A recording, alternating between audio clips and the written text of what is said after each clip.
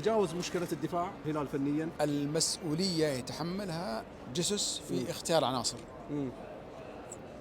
أنا أعتقد أنه الخيار الأفضل له من خلال المباريات الأخيرة وبالذات الوصل أنه أصبح تنبكتي وكوليبالي هم الأفضل له، هم الخيار كقلب دفاع، كقلبي دفاع. كانسيلو كيف يتعامل معه هجوميا ودفاعيا، هذه أيضا لأنه كانسيلو هجوميا أقوى، صحيح. دفاعيا ضعيف. أيه. كيف يتعامل مع هذه بالتكتيك بعض العناصر، كيف هل يشرك كايو ما يشرك كايو، هل يعود لودي، هذه طبعا هل يعود متروفيتش. إذا عاد متروفيتش حيكون قوة هلال أيضا قوية ترى.